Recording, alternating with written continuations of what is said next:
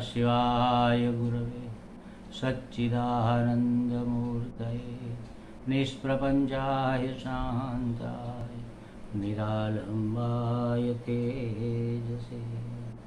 हरिओम प्रभु जी। आज के इस प्रश्न परिषद में आप सबका स्वागत है। आज का प्रश्न गोंडल गुजरात से सोनल जी का है। उन्होंने पूछा है, संसारी मनुष्य सत्य नहीं जानता, वह तो अपने व्यवहार को, अपनी नीतियों को, अपनी सेवा आदि को सत्य मानता है, अपनी मान्यताओं को सत्य मानता है और अहम पुष्ट करता है। तो सत्य क्या है? सत्य को जानने और समझने के लिए एक साधक को क्या सावधानी रखनी चाहिए? देखो प्रभु जी, सबसे पहले हमें अपनी सोच बदलनी चाहिए और इससे भी पहले हमें अपने आप को जरा समझना चाहिए। आपने पूछा है संसारी मनुष्य सत्य नहीं जानता, बस यहीं पर गड़बड़ है। एक बार जब स्वामी चिन्मयानंद जी साधु नहीं बने थे, एक पत्रकार थे और उस वक्त वह ऋषिकेश में गए और वहाँ पर उन्होंने नाम सुन रखा था स्वामी शिवानंद जी का। उनसे मिलने गए, अपॉइंटमेंट पहले तो मिलने गए, बहुत वेट किया, किसी ने पूछा तक नहीं। फिर किसी ने पूछा कि भाई क्या चाहिए आपको, क्यों आए हैं? तो उसने कहा कि हमें स्वामी जी से मिलना है। तो कह दिया कि स्वामी जी अभी फ्री नहीं है, आप कल आइए। अपॉइंटमेंट लेकर दूसरे दिन गए, फिर भी इंतज़ार किया और ऐसा करते करते फिर स्वामी जी का मिलन हुआ। बहुत ढेर सारे प्रश्न पूछे, उसके जवाब मिले। दूसरे दिन गए, दूसरे बहुत सारे प्रश्न पूछे। तीसरे दिन गए, उसने कहा स्वामी जी सब लोग ये मानते हैं, फला फला ये है।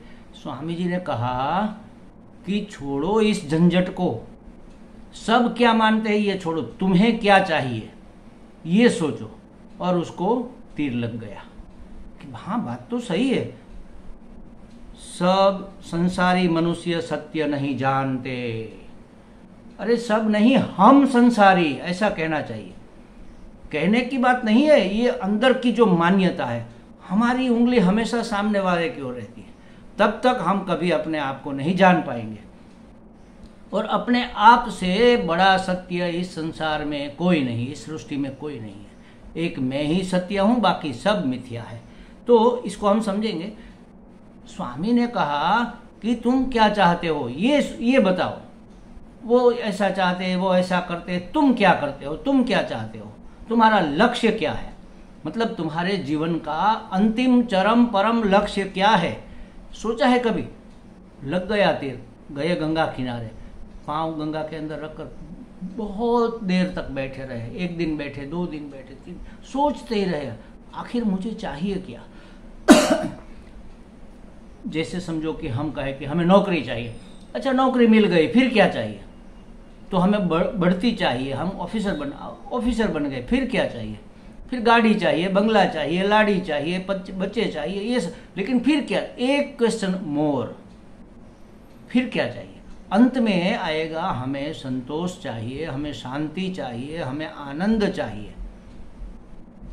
और आनंद ज्ञान स्वरूप ही है। बिना ज्ञान के मूर्खों को कभी आनंद नहीं आता। या तो बिल्कुल बेवकूफ है, पागल है समझ लो, या परमहंस है, वही सुखी है।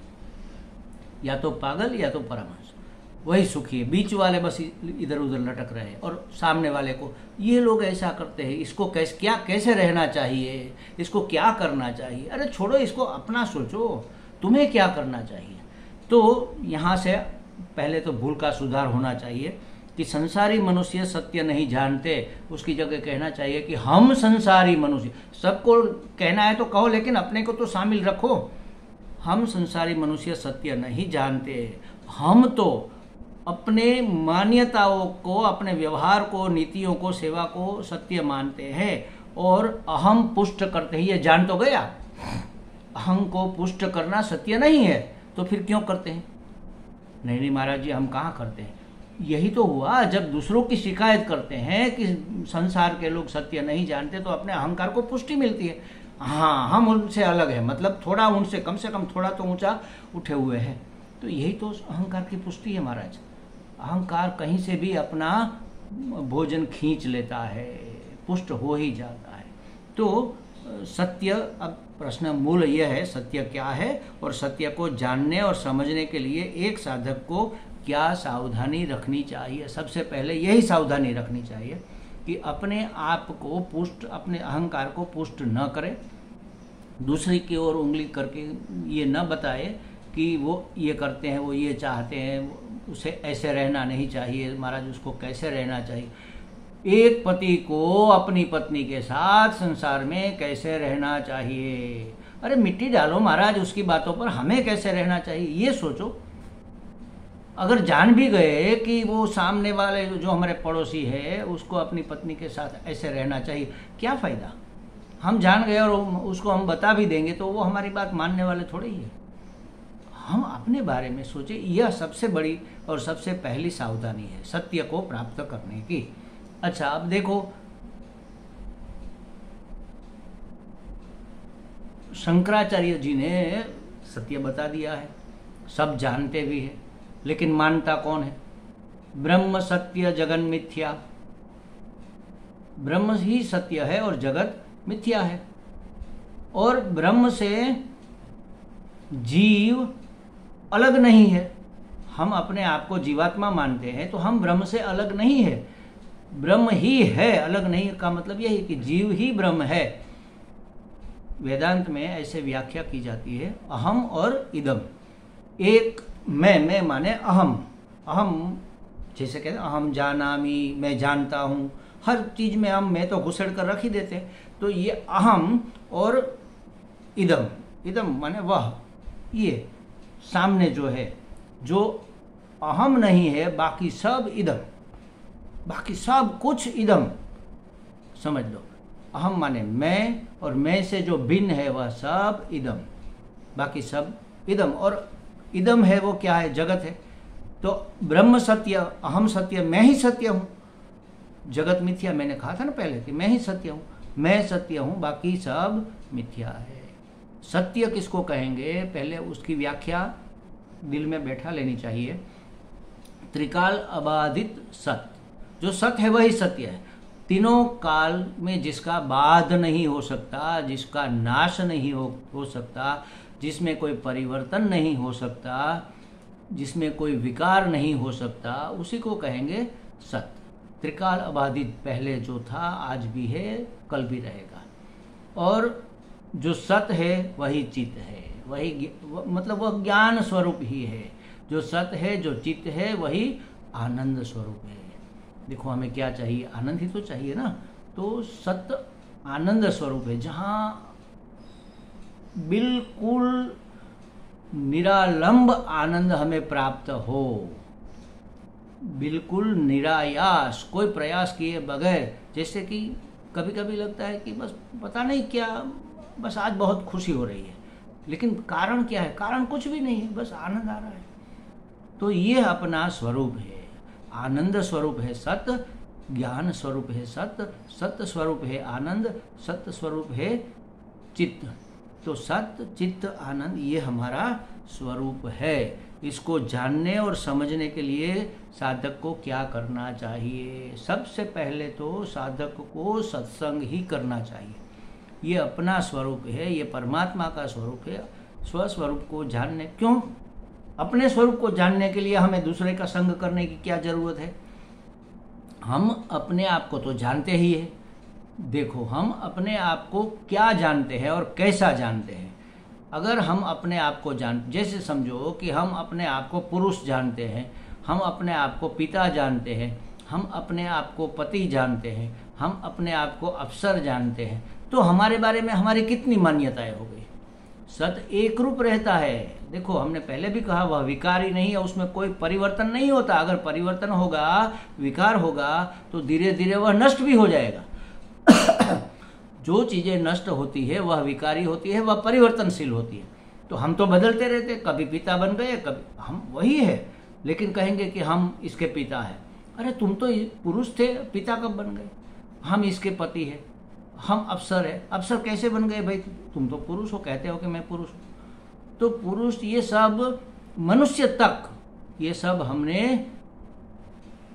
अपने ऊपर चढ़ाए हुए लेप है, ये सत्य नहीं है। सत्य मैं इन सभी में जो भूमिका अदा करता हूँ, वो अभिनेता मैं हूँ, वही सत्य है। तो सत्य को जानने के लिए सबसे पहले तो सत्संग करना चाहिए, और सत्संग में जो सुनी मिली हुई बातें हैं उसके ऊपर चिंतन करना चाहिए और मनन करना चाहिए और इसका अमल करना चाहिए, जीवन में उसको उतारने का प्रयत्न करना चाहिए।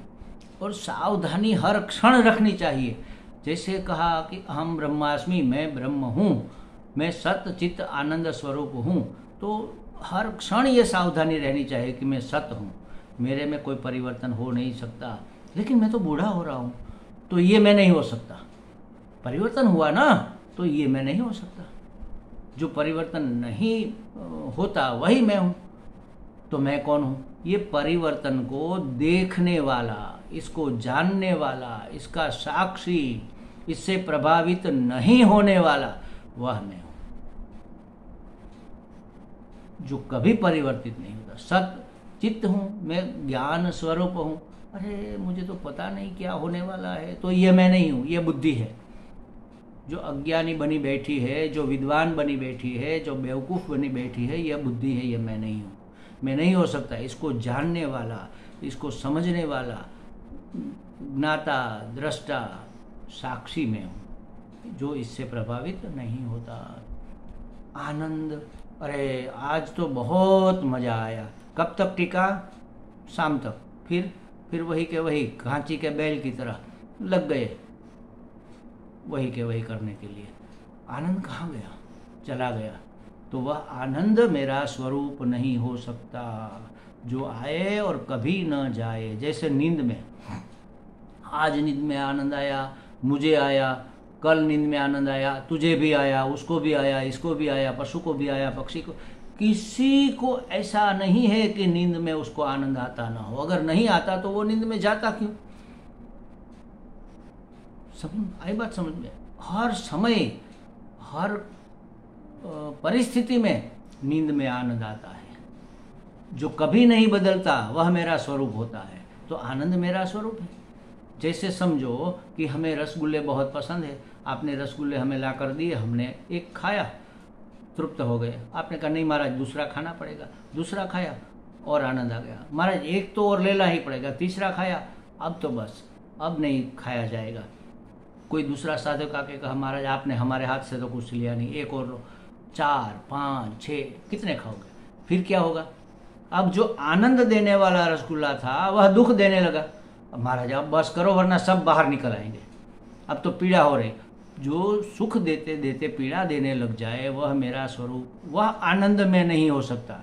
रसगुल्ले से जो आया हुआ आनंद था वह आनंद में नहीं था, मेरे आनंद का प्रतिबिंब था, मेरे आनंद की फोटो थी।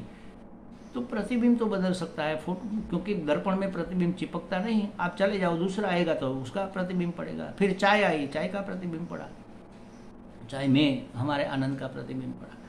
तो जो न बदले ऐसा आनंद मेरा स्वरूप है, ये सत्य है, क्योंकि कभी बदलता नहीं है। स्वरूप का आनंद, जैसे हमने कहा नींद का आनंद, तो सत चित्त आनंद यह मेरा स्वरूप है।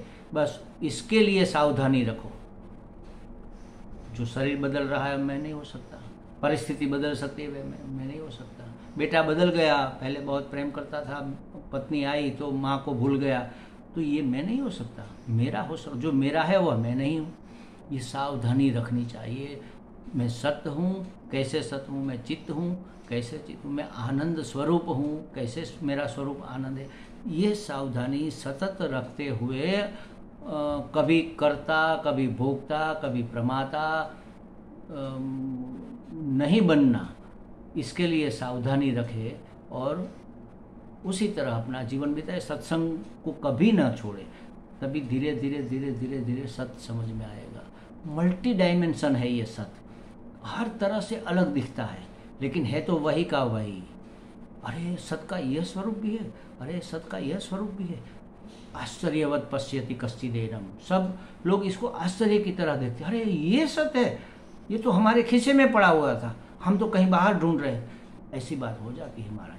तो सत्य क्या है, सत्य को जानने और समझने के लिए साधक को क्या सावधानी रखनी चाहिए। तो हमने कहा सबसे पहले तो उंगली दूसरों की ओर उठाना बंद कर दो, ये अहंकार का प्रतीक है। जब हम ऐसे करते हैं तो अहंकार को पुष्ट करते हैं, तुमने किया इसके लिए तुम जिम्मेवार हो, बस ये अपने अहंकार की पुष्टि है। तो हमें क्या करना है, हमें कैसे रहना है, इसकी बात हमेशा सोचना, और क्या करते हैं इसके बारे में नहीं सोचना। सतत सावधान रहना, सत्संग करना, श्रवण मनन निधिध्यासन चिंतन, ये करते रहना और धीरे धीरे एक एक कदम आगे बढ़ते रहना। अपने आप को सबसे अस्पृश्य रखते हुए, असंग रहते हुए अपने जीवन को मौज से बिताना, बस यही सावधानी है। सावधानी ही तो साधना है और कोई साधना नहीं है। तो हमें लगता है सोनल जी को ये बातें समझ में आ गई होगी। हरि ओम।